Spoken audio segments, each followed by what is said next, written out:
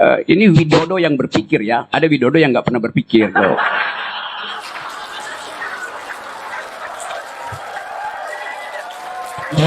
Oke. Revisi Undang-Undang KPK, Undang-Undang Minerba, Undang-Undang PPP. Wah, ini nanti habis waktunya hanya baca undang-undang yang ngaco semuanya. Sampai sekarang kita sebetulnya baru keluar dari, belum masuk ke. Itu masalahnya secara akademis itu.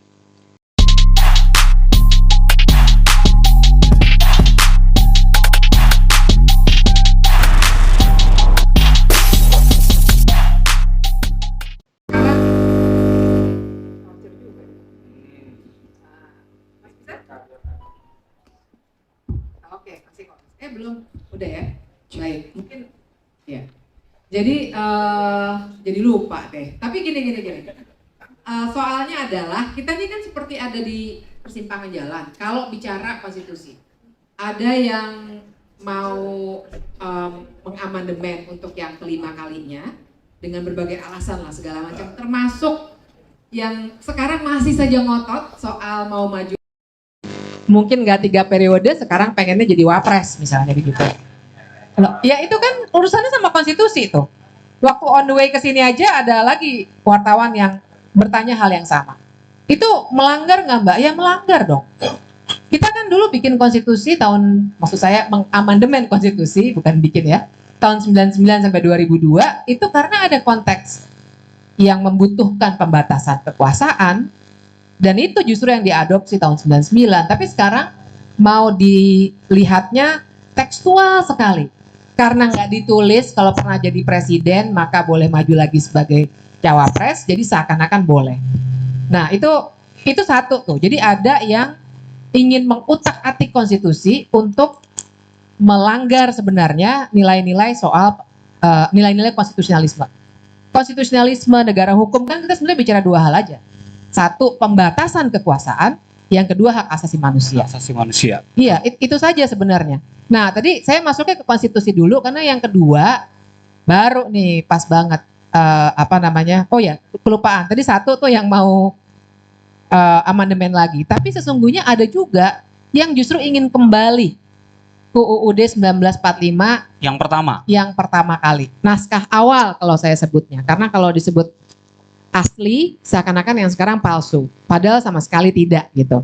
Nah, yang itu saya jelas tidak setuju karena makanya saya jawabnya dengan ini karena saya mau bilang bahwa kalau berbicara teks konstitusinya sesungguhnya yang kita punya sekarang sudah memadai. Sekarang banyak sekali kekurangan, tapi masalahnya bukan di konstitusinya, tapi di etik penyelenggara negara. Yaitu yang mau jadi cawapres lagi, kemudian yang mau nggak ada pemilu tahun 2024 atau diperpanjang dan lain sebagainya. Nah itu satu yang teks. Yang keduanya ini pasang dengan ini. Menurut saya kayaknya nanti dulu. Hah? Jangan dihabisin dulu. Maka harus jawab yang tadi. Oke. Kalau jawab yang tadi Bikin penasaran. ya nggak apa-apa. Ini satu lagi tuh dari segi ininya dulu, dari segi prakteknya. Kalau menurut saya sih sekarang ini memang banyak sekali kemunduran. Berarti bisa jadi dari 5 ke 0. Mungkin. Bisa iya ke 0 dan sesungguhnya nggak dimulai tahun ini. Oke. Tapi dari beberapa tahun yang lalu dan sekarang semakin kuat. Nggak perlu disebut periode-periodenya. Iya sebenarnya sejak pemerintahan Pak Jokowi terutama yang kedua. Yang pertama sudah dimulai, tapi yang kedua ini teman-teman coba aja lihat. Undang-undang kalau dibikin list bisa panjang. Undang-undang IKN. Undang-undang Cipta Kerja, revisi Undang-Undang KPK, Undang-Undang Minerba, Undang-Undang PPP. Wah ini nanti habis waktunya hanya baca undang-undang yang ngaco semuanya. Baik, Mbak Bivitri sudah coba melihat dari ternyata kita 0 itu karena sudah 5 ternyata.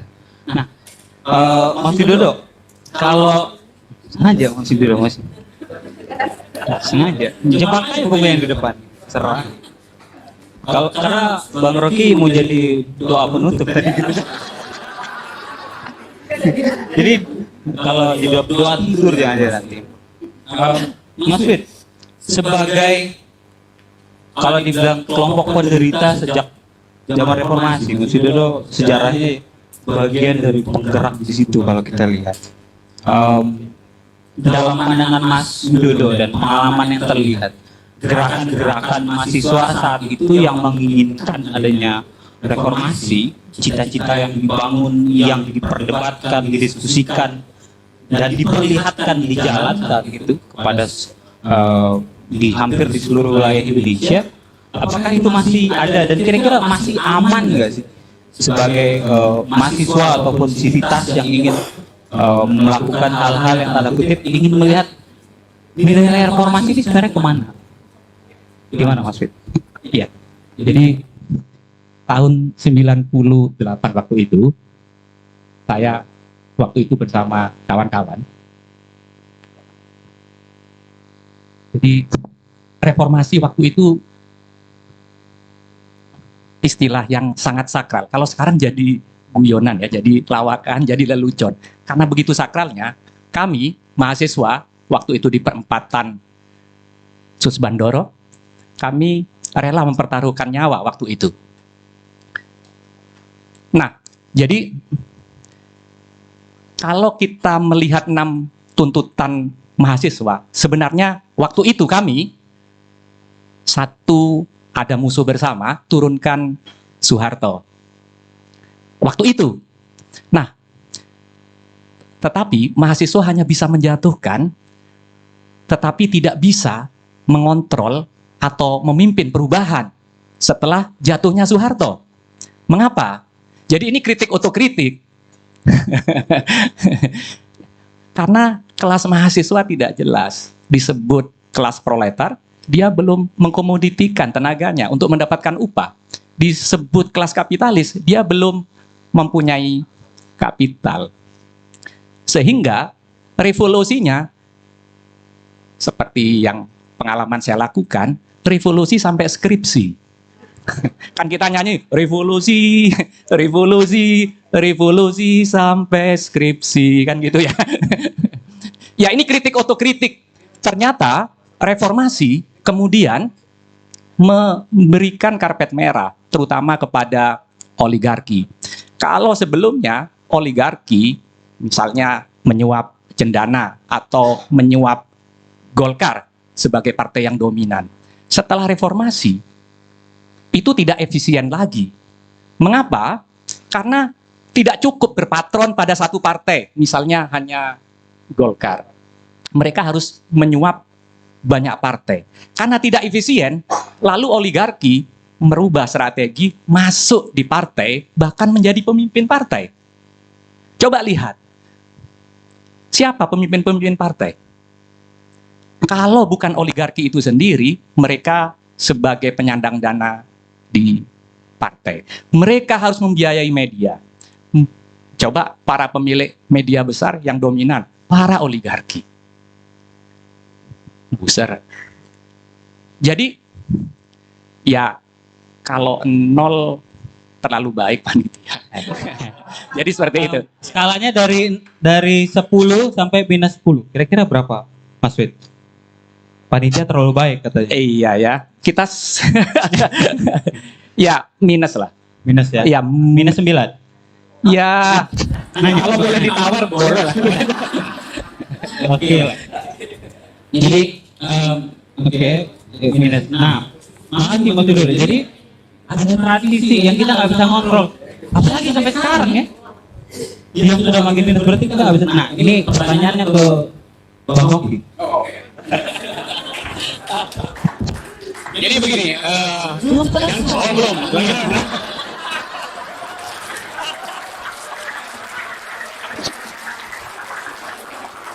Biasanya kalau aku nutup tuh kayak betul-betul aja.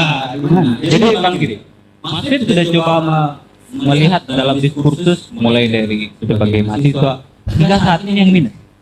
Sebagai orang yang sangat dekat dengan, bukan sangat dekat karena punya kedekatan, tapi tempat tinggalnya dekat dengan istana. Harusnya lebih dekat melihat. Apakah memang seminus itu? Tadi Mas Fit menawar dari minus 9. Kira-kira Bang Rocky pada skor yang berapa? Ini secara matematis saja. Dan kira-kira kayak apa alasannya sampai kita jadi Oke. susah banget? Oke, skala itu memang 0 sampai 10 plus 0 10 minus juga 1 sampai minus 10.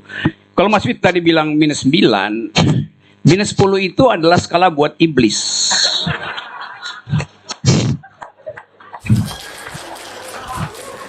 Jadi minus 9 udah itu yang paling seburuk-buruknya manusia ya minus 9 itu kan. Gitu. Karena itu saya dengar uraian yang sangat mendalam, semacam refleksi. Kenapa nggak ada revolusi? Kenapa ada reformasi kemudian jadi compang-camping hari ini? Itu dianalisis oleh ini Widodo yang berpikir ya. Ada Widodo yang nggak pernah berpikir. Tuh.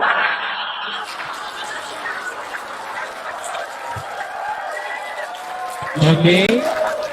Tolong AC lebih dingin ya panitia. Saya jadi hangat di sini.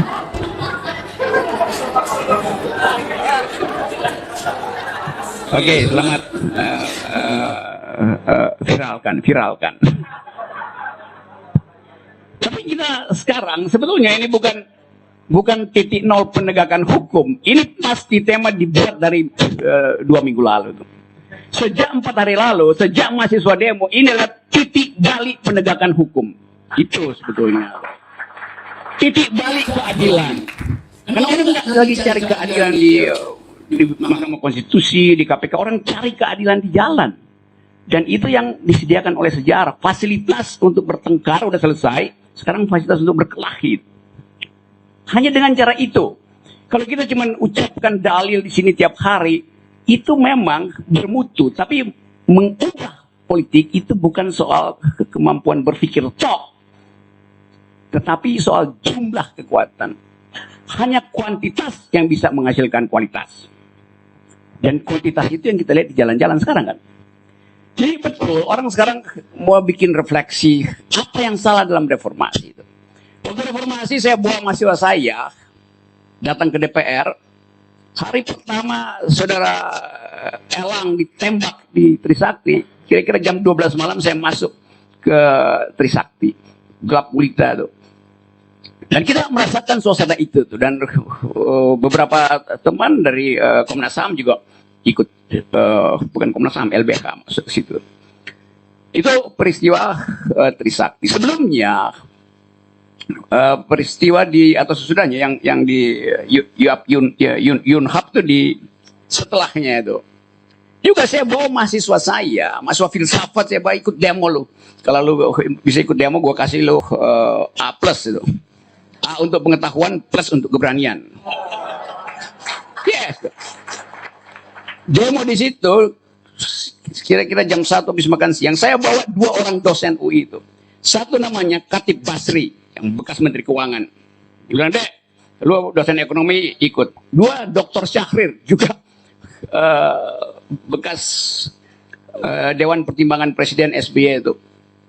Jadi kita bawa mahasiswa itu masuk ke Universitas Atmajaya, di Brondong, mungkin itu peluru karet waktu itu. Jadi saya bertiga, saya, Khatib Basri, Menteri Keuangan, Dr. Syahrir, penasihat presiden yang kemudian jadi penasihat presiden. Juga satu orang namanya Jimmy Siahaan, dosen UNAS. Lalu kita bawa semua mahasiswa kita. Di Uber oleh Brimob, kita masuk ke tempat parkir lantai bawah Atmajaya. Atmajaya kan tempat parkirnya di bawah. Ini Mbak Bibi ngajar di situ sekarang. Sekarang udah jadi kayak mall di situ. Jadi waktu di Uber, kita lompat di belakang Atmajaya ada pagar mungkin 3 meter. Kita lompat ke situ. Waktu itu kita hitung di belakang itu adalah jalan. Ternyata itu gorong-gorong got. Jadi kita bertiga masuk nyemplung di situ segini untuk menghindari peluru. Itu yang ada di kenangan saya. Kenapa kita sekarang mesti bicara tentang 24 tahun reformasi? Padahal sebetulnya hari-hari pertama mahasiswa demonstrasi, kita bisa bedakan mana yang ingin revolusi, mana yang ingin reformasi. Anak-anak UI, KBUI itu pakai band head di sini, pakai bandana di sini. Reformasi total. Yang teman-teman kami pakai reformasi damai. Dari situ kita udah lihat buat tadi kelasnya beda itu kan. Tapi dua-duanya juga kacau. Baik yang reformasi total, reformasi damai juga kacau. Karena di awal kita ingin revolusi. Jadi waktu dipilih kata reformasi, betul tadi Mas Wid tadi. Udah terjadi pelemahan daya juang. Ngapain reformasi? Orang mau revolusi. Tapi pada waktu itu kata revolusi kata yang terlarang. Seolah itu kata komunis itu. Nah, pada itu kata yang biasa dalam ilmu fisika. Revolusi artinya perputaran matahari itu. Jadi dari awal sebetulnya konsep yang kita inginkan adalah perubahan kualitatif dari rezim yang otoriter pergi pada rezim yang demokrasi. Itu hanya bisa dilakukan secara revolusioner. Kalau reformasi itu perubahan kuantitatif aja. Rezimnya masih sama. Dan itu yang membuat kita jengkel karena kalau kita sebut dulu transisi dari otoritarian pergi ke demokrasi, kan kalau saya bilang istilah transisi, dulu waktu itu istilah Huntington kan dipromosikan dua model-model transisi ke demokrasi. Transisi itu adalah dua kegiatan. Dari otoriter ke demokrasi. Kegiatan pertama, kita melangkah keluar dari otoritarianisme. Langkah kedua, masuk ke dalam demokrasi. Itu namanya langkah transisi. Transisi nggak ada langsung otoris ke demokrasi. Jadi langkah pertama, keluar dari, baru masuk ke. Pertanyaan saya, sampai sekarang, kita sebetulnya baru keluar dari, belum masuk ke. Itu masalahnya, secara akademis itu. Sekarang kita analisis kenapa kita baru mampu keluar dari sistem otoriter Orde Baru dan belum mampu masuk ke sistem demokrasi. Itu pertanyaan akademisnya di situ. Anda mesti bikin tesis, bikin skripsi, bikin disertasi tentang itu untuk jawab kenapa. Sebab kalau kenapa itu tidak ada sekarang pertanyaannya, nggak ada seminar semacam ini. Jadi dengan kata lain, waktu kita keluar dari demokrasi, dari otoritarianisme, sampai sekarang kita masih berputar-putar di halaman Orde Baru. Walaupun udah keluar dari rumah Orde Baru, tapi masih di halamannya. Kita segan untuk masuk ke rumah reformasi itu. Itu soalnya. Dengan kata lain, kultur korupsi, kultur feodalisme, di kultur pragmatisme di Orde Baru, masuk lagi ke era reformasi, carry over ke dalamnya tuh. Anda bayangkan, secara visual kita bayangkan, waktu reformasi kita gedor gedung DPR itu, kita usir anasir-anasir Orde Baru, lalu kita bilang, gedung ini adalah gedung rakyat, 20.000 ada di atap kura-kura itu, gedung DPR, masih semua isinya. Lalu kita bilang, kita buka pintu itu, kita persilahkan mereka yang baru untuk masuk ke DPR. Jadi kita buka kuncinya, wakil rakyat kita bilang masuk ke situ, lakukan perubahan kultur politik. Jadi mereka kita persilahkan masuk ke situ tuh, yang sekarang ada di DPR itu. Sekarang kita mau masuk ke DPR, mereka kunci pintunya dari dalam. Kan bangsat namanya tuh. Apa karena kita kelupaan kunci kedua ya? Enggak, karena otaknya itu dia nggak paham bahwa itu sertifikatnya punya rakyat, bukan punya dia. Bahkan dia kasih somasi ke kita tuh. Nggak boleh masuk di situ. Atau kayak di Mataram kemarin, anak-anak demo tiba-tiba besoknya ada berita, harga pagar 100 juta. Ya kalau itu nggak apa-apa kalau pemilik bisnis pagar besi itu adalah anak BEM juga bapaknya, nggak ada soal.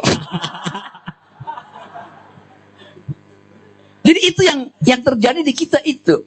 Secara mental, kita gagal untuk mengucapkan kata revolusi secara mental. Karena itu kita pilih kata yang agak lembek, reformasi. Bahkan ada kata yang lebih lembek lagi sekarang, namanya restorasi. Kata sebuah partai. Udah restorasi aja. Artinya tambal sulam kecil-kecil. Reformasi masih oke lah, di bentuknya diubah.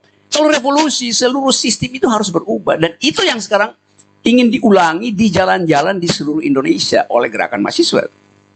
Jadi gerakan mahasiswa regain momentum yang belum tercapai ketika reformasi. Nah, itu yang kita sebut sebagai keunikan atau misteri sejarah. Sejarah menyediakan variabel untuk diulangi supaya kita selesaikan dendam kita di masa lalu.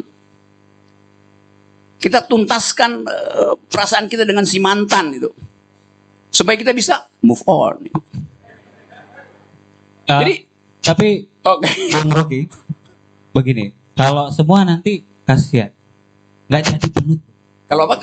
Kalau semua disampaikan, masih banyak pertanyaan yang harus.